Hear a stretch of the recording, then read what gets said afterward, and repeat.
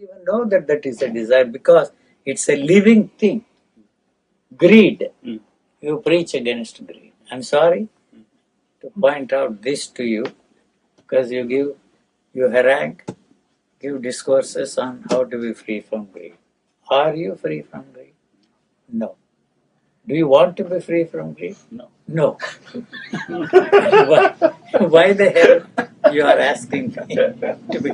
I'm sorry to spotlight and put you in that spotlight. Tight right? spot. So you tell me. Yeah. You see, I don't know if there is any such thing as greed. If there is a greed, it is operating here, this moment in you. I don't like to use that word bastard. You are the greediest bastard at this moment. And I'm using this only to drive home to you. My guru is. He's watching you. you. See, He's watching you. So you think that I have something, which you want. If there is money, you can rob me and take the money away. Something there. But here, your assumption that I have something, that I am functioning differently, that I am this, that, and the other, you want to be like me. If that is not greed, what else is it? And if you want for any reason, she is laughing. She knows I'm greedy. You see, when are you going to be free from greed? I'm the greediest man.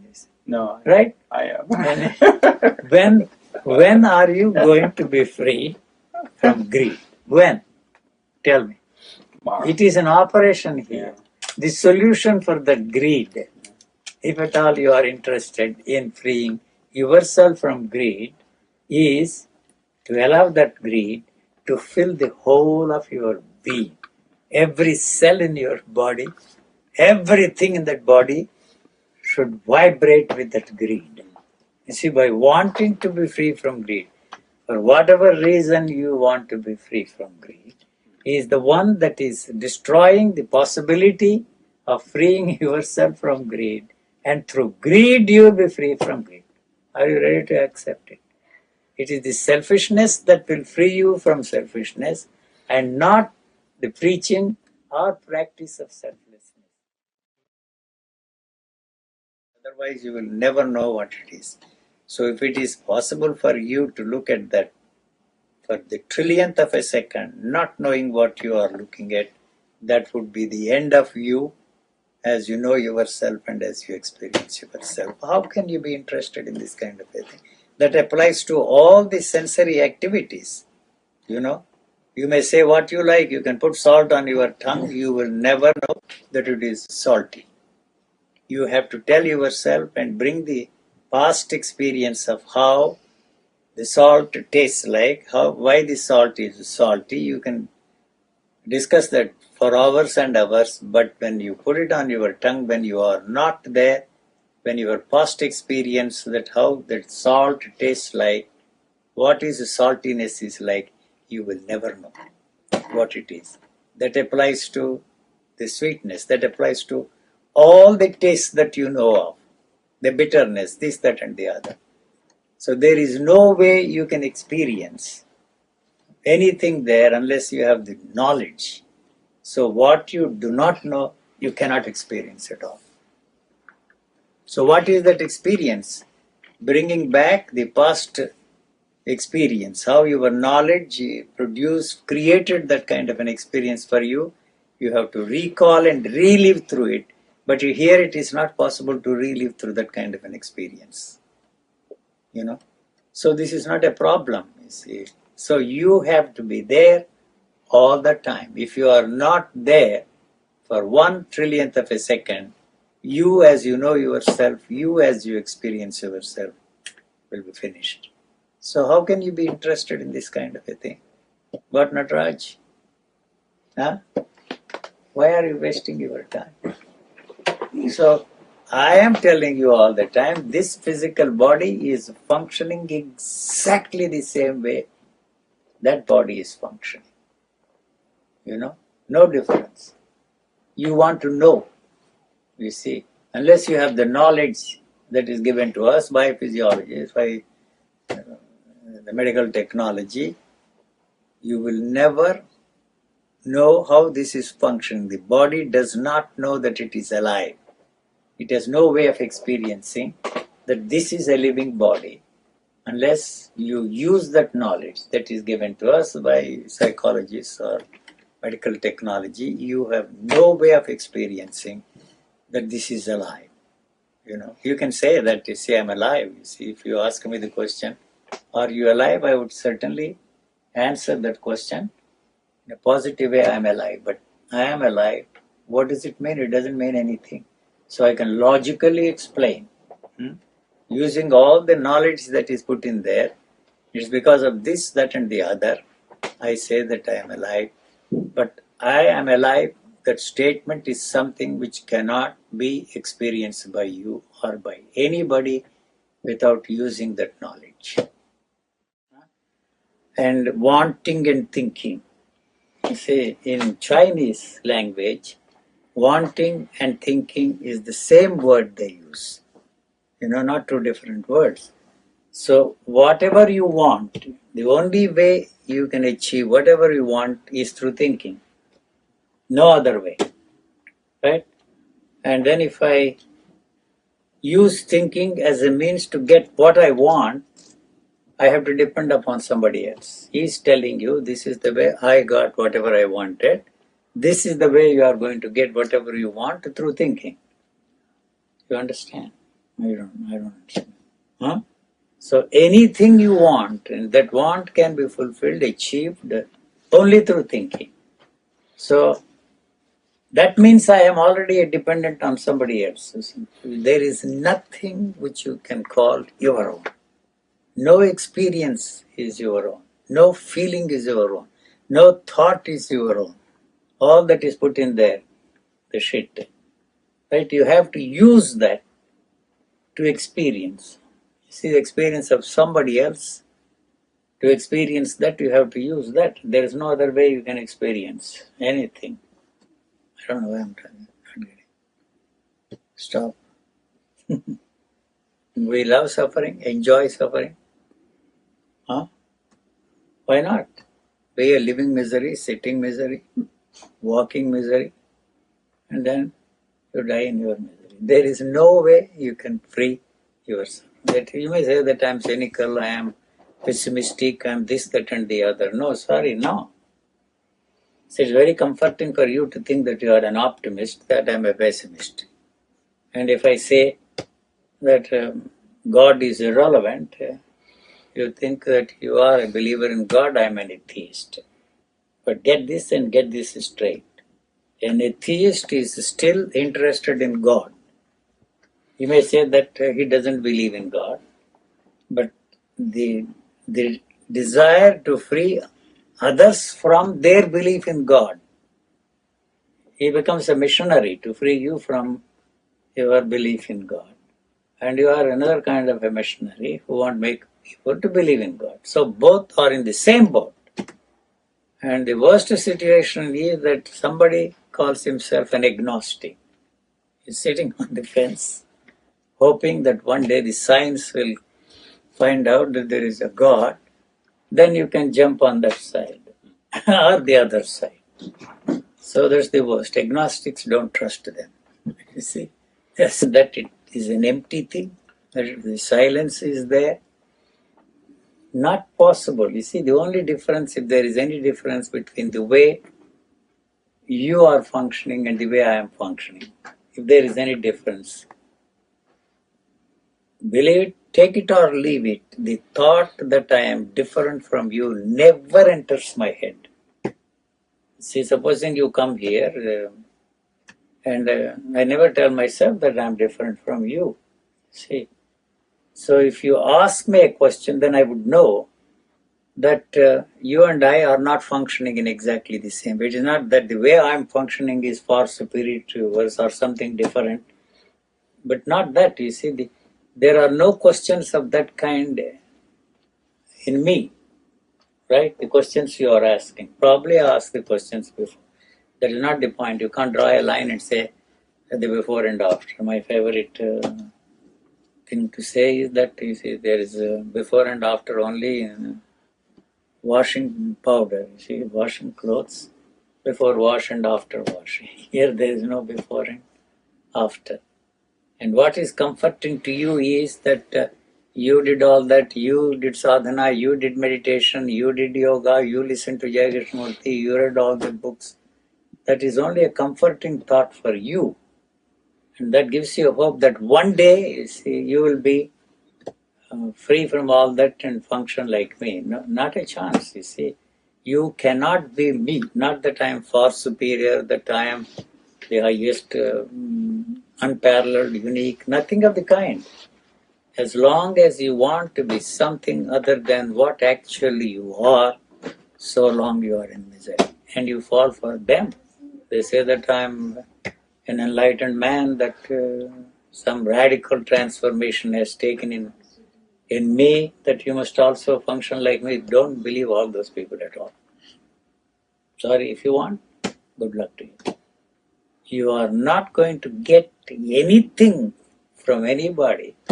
If I want to learn how to operate that video camera, I have to take a few lessons from him. If I want to learn how to operate a computer, I have to take lessons from them.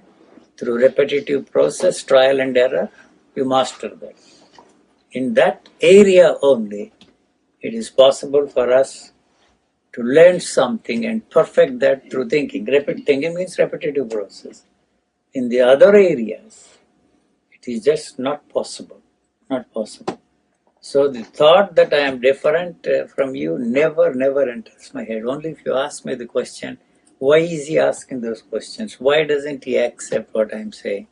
All the questions are born out of the answers you already have. If you don't have any answers, there are no questions. As I very often overemphasize this, that you are not interested in the answers at all. You see, I am not giving any answers at all. Nobody is giving any answers.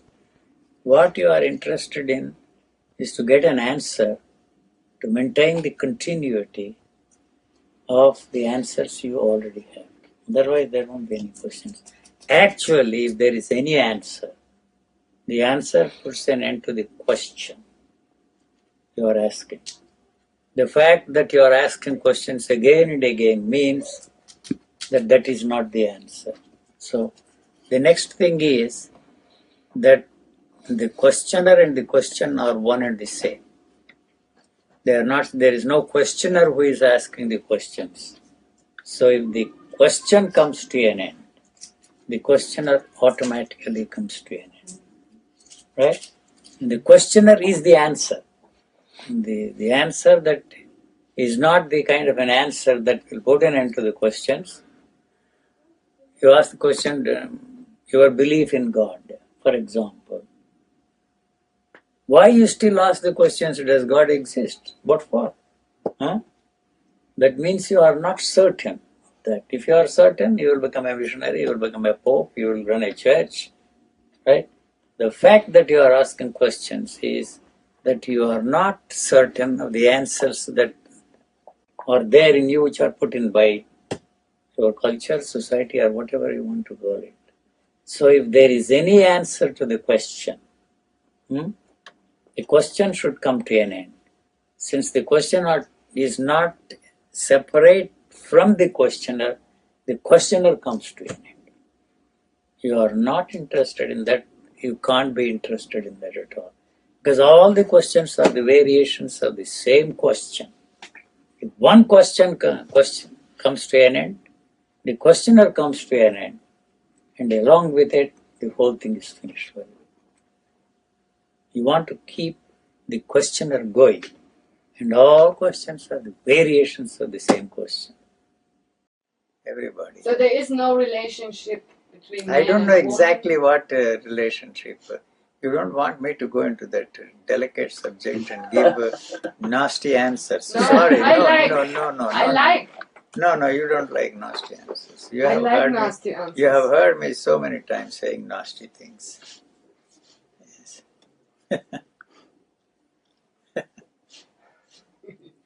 I have said enough on that subject. There's no point. What, Bob? Well, you haven't answered her question. I have answered the question. No, you said you don't answer. There is no No relationship. But there is a relationship. relationship. No I mean, relationship is possible, and if no Lakshmi and Gua, they are in a relationship. that is, Or we if- are not discussing their relationship. No, but I mean there is a Nothing, relationship. none whatsoever. I don't have any at all. But other people have a relationship. That is their misery. You're just honest about it. You know, everybody else are pretending they have relationships, but Yeah. you're honest about it. Not a question of honesty. Where is the question of honesty here? I just don't have any. You see, your friend Julie, she wants to be of help to me. She wants to do things for me. She wants to do all kinds of things. I am not interested. So it is her need. It is not my need. So if it is also my need, then the whole problems start. Who has an upper hand? And who will control who, and then what is it that you can use to control the other persons? If that is missing, it's one-sided, you see. So if I also want to have some relationship, then the problems arise. You see, she cannot be aggressive here. She is used to that kind of a life, very aggressive, and she wants to take over, control everything, and run the whole thing. I don't need it, right? And so it's very difficult to have any relationship with a person who doesn't care for all that, who is not interested, So I do have to depend upon certain things for my basic survival in this world, you see. But Bob, nothing is coming out. I have nothing to share. This is not sharing. I'm not sharing this, you see. Money you can share. He says, how can anybody share money unless you have more money? Then you need, then you say probably. Or, But in relationship you can have sex. No, not you, but people who work. They don't talk, the animals do they talk of relationship in sex? They don't care. They do. They don't They talk do it. about this. They do it. The animals, no, anything you say is a projection of your own ideas. They are ready to have their mothers. Are you ready? To have their What, Bob? to have their mothers. Yes, No, my mother or died. sisters or daughters. And so you see, they don't condemn, you see, they don't talk of eugenics, they don't talk of any of that nonsense. And there, this sex, we don't want to go into that, is only for continuity of life. That's all. Then here it is in the case of humans, it's pleasure. You see. So it is not possible for animals to have sex at any time and every time they want. So in the case of humans, through the help of thought, it has become possible for us, you see, Otherwise, it has a limited place in life, not the way we are using that, you see. I should be a selfless man. And it is that has turned me into a selfish man. If I am not selfish, to the very core of my being, I cannot function in this world sanely and intelligently. The word selfish is not in the sense in which we use that. You see, I am always referring to the cellular structure of this body. Every cell in this body has a memory of its own. And the cell, I don't want to use that word now. Can you help me? Knows means not the way we know. That this is a table, that you are a man, not a dog, pig. I see. Not in that sense. It knows that its survival, continuity, depends upon the cell that is next to it. It is so selfish to its very core. You see, the word selfish I don't use in the sense in which, so its survival depends upon the cell that is next to it. It is for that reason there has to be a cooperation between the two, not cooperation in the sense in which you use that word, love thy neighbor as thyself, or universal brotherhood. Not in that sense. For its survival, So that is why we have created all this mess in this world. We have isolated ourselves from the rest of our life, the life around. So we are creating all this mess because of that. One thing I am emphasizing all the time is the demand for permanence, right? Permanent pleasure, permanent happiness, permanent relationships. Huh? And you have all kinds of demands for permanence. Permanence does not exist. You are not going to succeed. That is the cause of human misery. Permanent happiness. How is it possible? You say the sensation of pleasure, the sensation of happiness has a short span of life, And then when once you separate yourself from that sensation and baptize that as sensation of happiness in the church or somewhere else, the demand to keep that last longer is inevitable. You see? So since there is no way you can keep that going longer than its natural span of life, what you are stuck with is unhappiness. That's all. That is the reason why you are unhappy. Not that happiness and unhappiness, unhappiness follows happiness, nothing of the kind. No. Same, pleasure is the same. See, that also has a limited span of life. And this is what I have observed, not what I have read in the books, not what they are telling me. See, and so, then you see, what you actually have is pain, not pleasure. The moment you say that it is a pleasurable sensation, what you are stuck with is pain. Not that it comes after. No. So there is no such thing as pleasure. There is no such thing as happiness.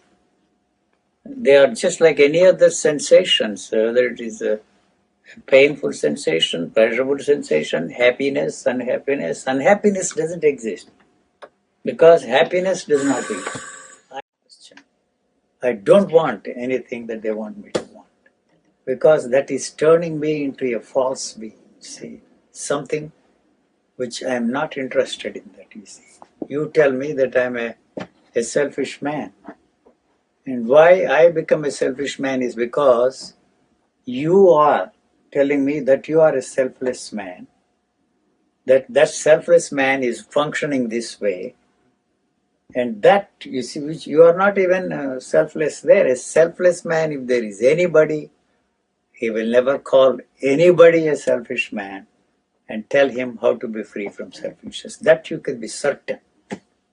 So if there is any moral man, there is no moral man at all. He would never call anybody immoral. You see, an immoral man for some reason wanting to be moral, one day, you see, he is the one that is calling everybody else an immoral man.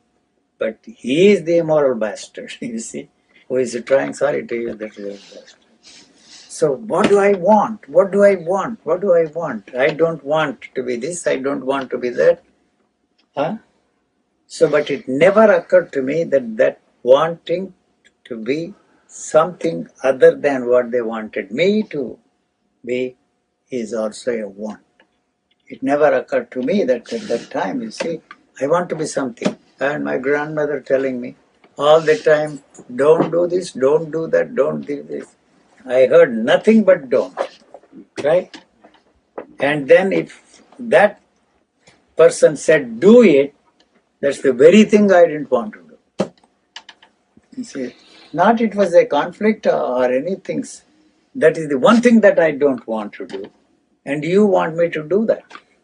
And all the other things that you are telling me, don't do, whether I do it or not, I'm not interested in that. So I didn't have any way of resolving this problem. What is it that I want? What is it that I want? What is it that I want?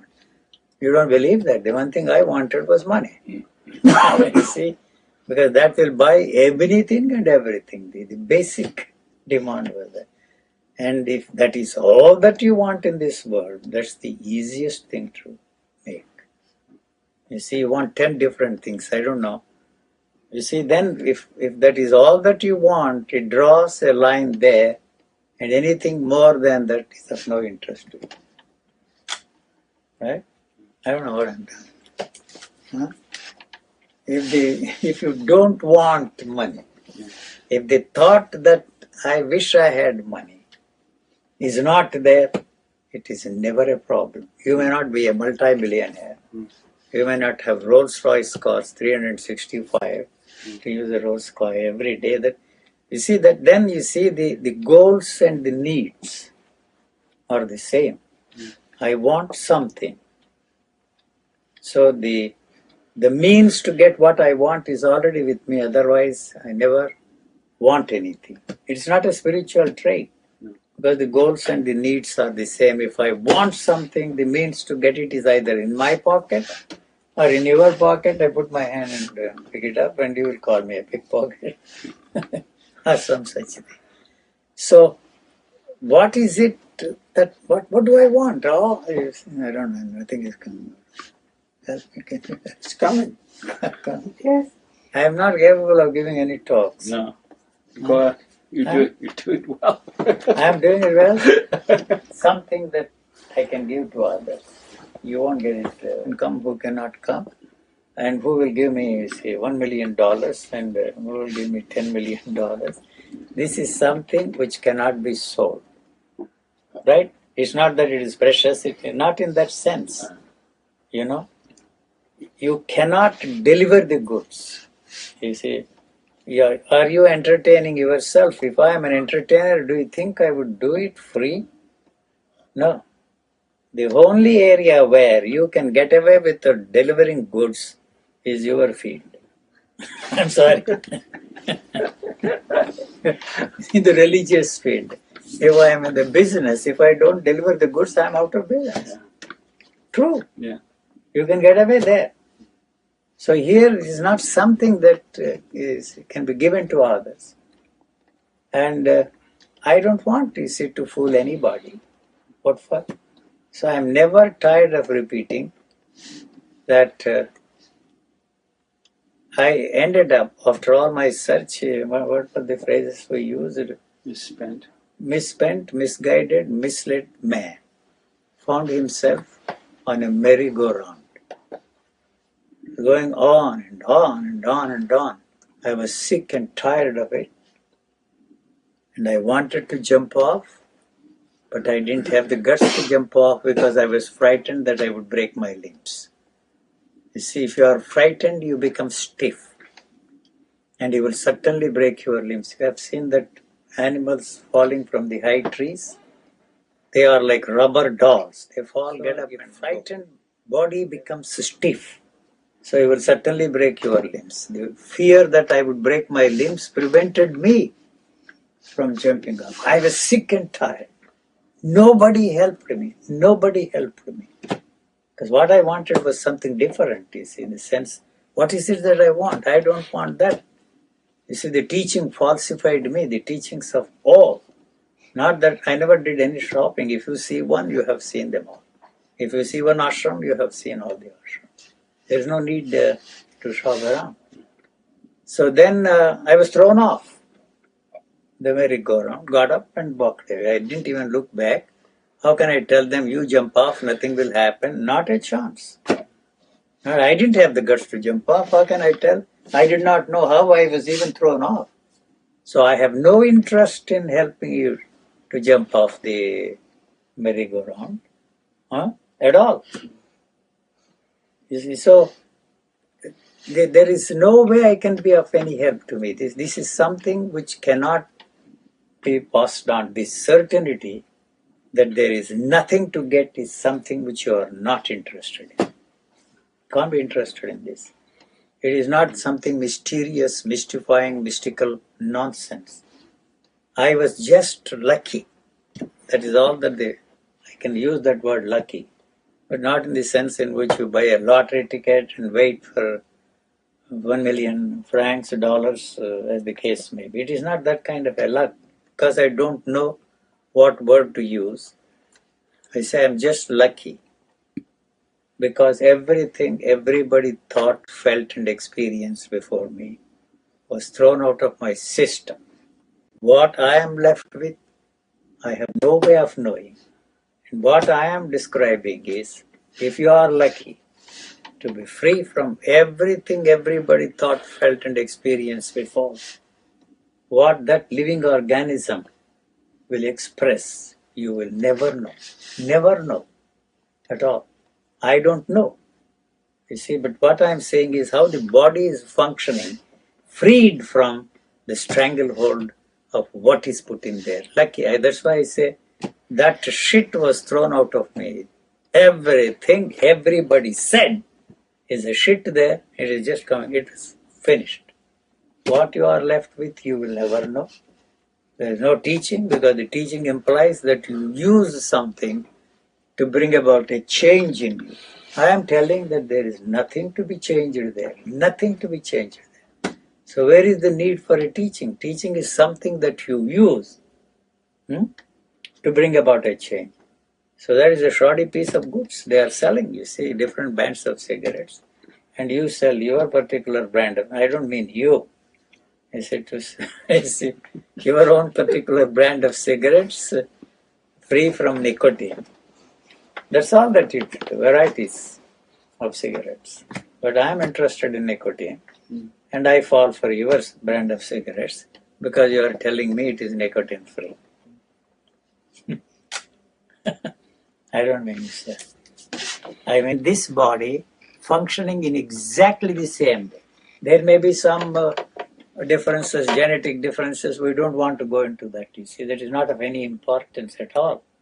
That is an extraordinary thing.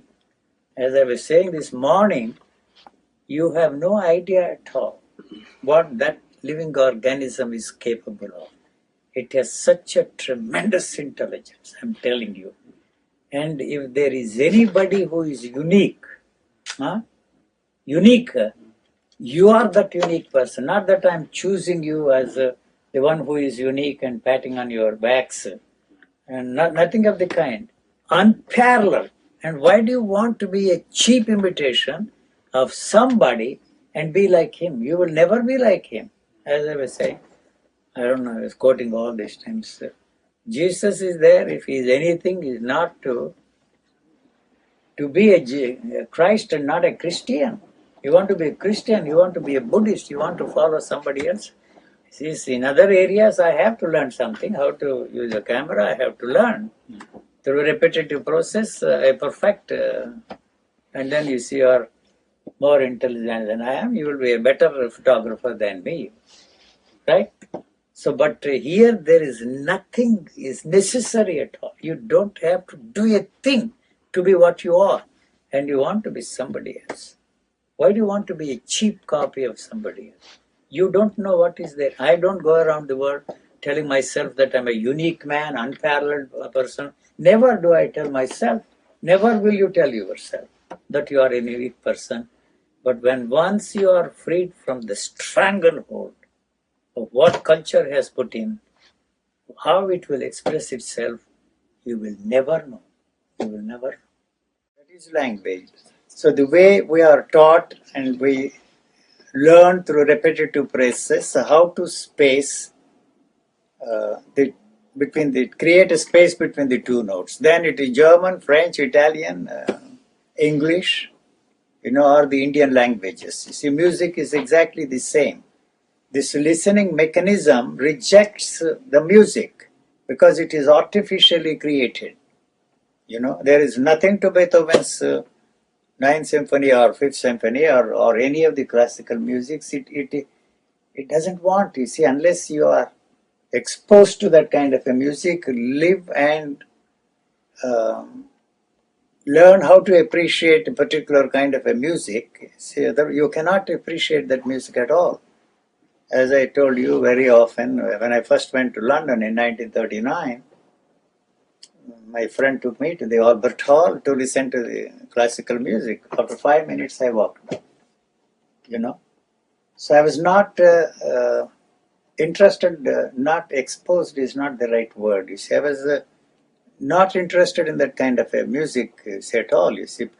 But in India, I lived in a place where I was surrounded by all the South Indian music. Even today, I cannot appreciate, enjoy North Indian music. I'm telling you. No, classical music.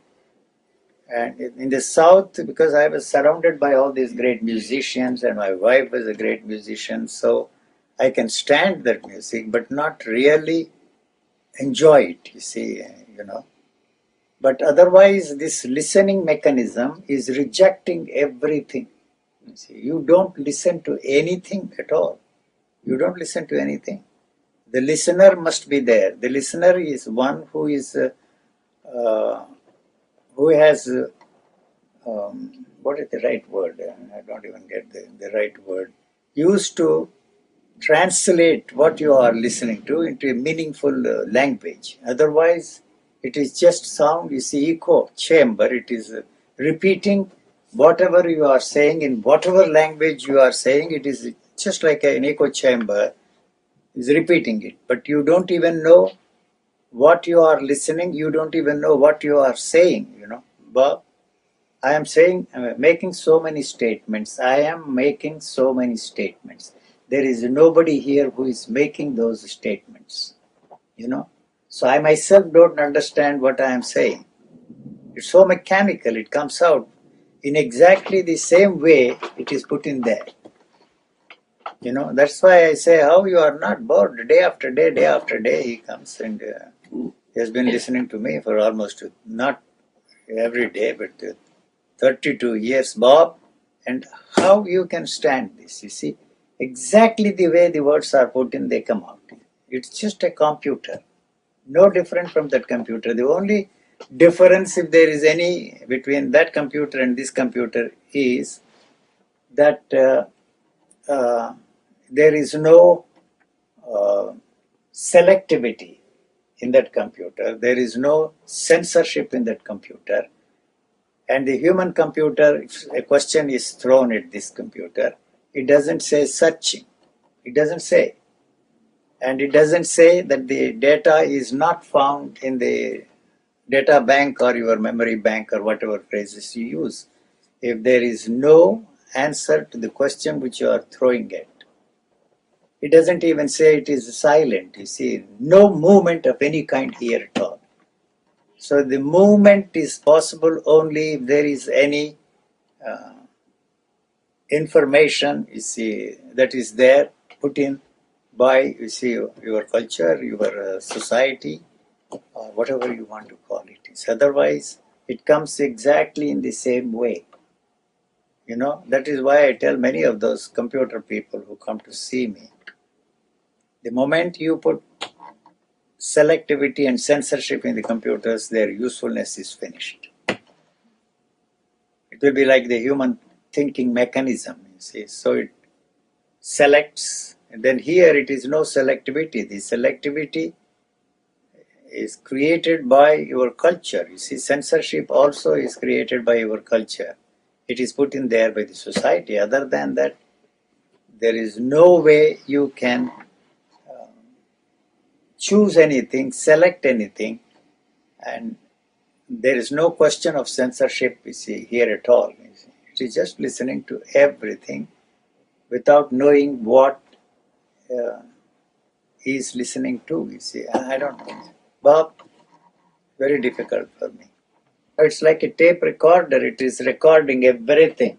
The recording mechanism does not know that it is recording anything, does not know that it is spoken in a particular language. In exactly the same way, whether you say things in Russian, German, or English, or any language for that matter, it is just listening to that without the listener. It's not translating that at all.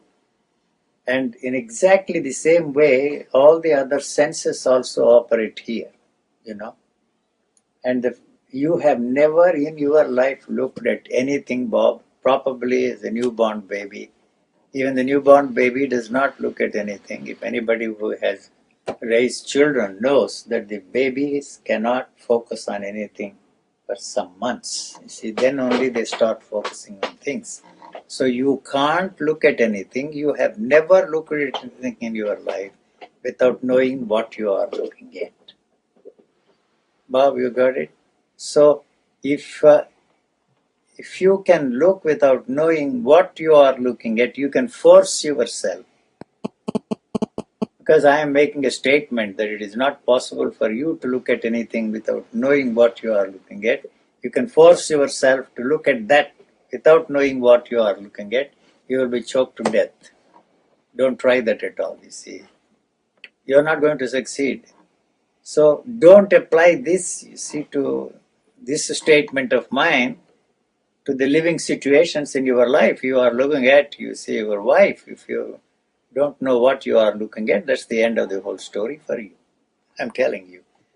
So it doesn't mean anything, you see, to the listener. If you say that is your daughter, this is your wife, that is your husband, it is just a word. It doesn't mean anything. So if you want to know what it means, you see what the dictionary meaning has there, you see, that's all. It comes very slowly. So no relationship is established between the word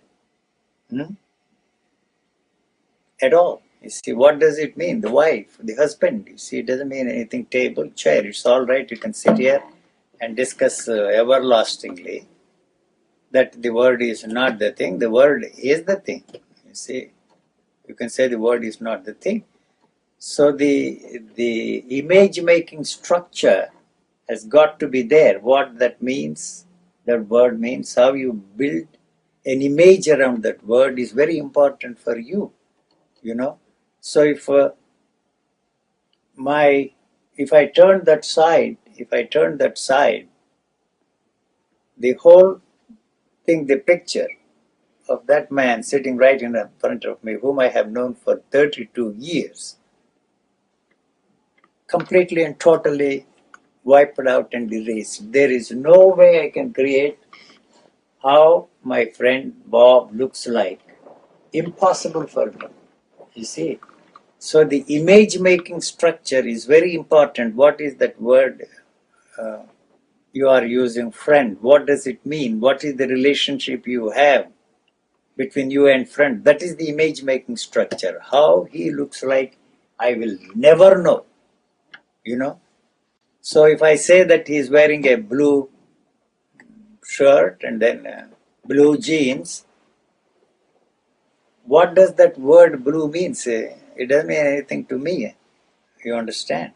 So if you ask me, is that blue or red, I would say that it is blue. Because I am taught that that is blue. I am taught that the sky is blue. But the physical eye does not look at that as blue. You see, the physical eye cannot see the depth of anything. So all that nonsense they talk about, the depth has no meaning. The physical eye looks like the way you look at the photo there. You see, there is no depth there. So the third dimension, fourth dimension, all those scientists are talking about is absolute gibberish bullshit. Sages, saints, and saviors of mankind, all something wrong. The teaching is false. You see, that is why the teaching is falsifying me. Not only the religious man, the scientists fooled me, the psychologists fooled me. If Einstein were to be here, I would kick that bastard, tie him with a chain that will not rust, and throw him in that river so that even his corpse may not float. If he were intelligent enough, he would understand what I am saying. What is the point in you talking of? Of course, you have helped us with the nuclear weapons, right? He advised Roosevelt. If you don't, they will do it. Right? If they do it, what happens? That's the only thing. Then afterwards, he was crying. So if he talks of third dimension and fourth dimension, do you mean to say that I will accept that? I will show him. You cannot experience the depth there. You cannot experience. There is no space there. What the hell you are talking about? I have problems with all the scientists and psychologists who come to see me. What you are saying is true, sir. We are all moving in the direction. But if we want to believe that you are wrong, you see, I am making $3,000, $4,000 a day analyzing people. Tomorrow I have to go and teach psychology in the Columbia University. What happens to me? Right? I don't even know how I will survive. So why you teach these false things? Everybody, every field of human thought is false. Not that I am the only right one or any such thing. If you get the hang of what I am pointing out, you will be surprised. Not just religion. I am not. This is what that fellow said. They say in China, when I first went to China, my guide still alive. He asked, "How come you are still alive? Do you know what you are saying? We have completely and totally succeeded in destroying Confucianism, Mao Tse's teaching, everything here.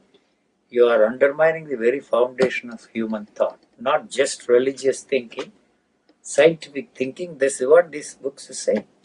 How come you are still alive?" He asked me. So I am not interested in undermining any structure of human thought. I am not interested. I am not interested in saving you. Who the hell am I? Who has given me the mandate to save mankind?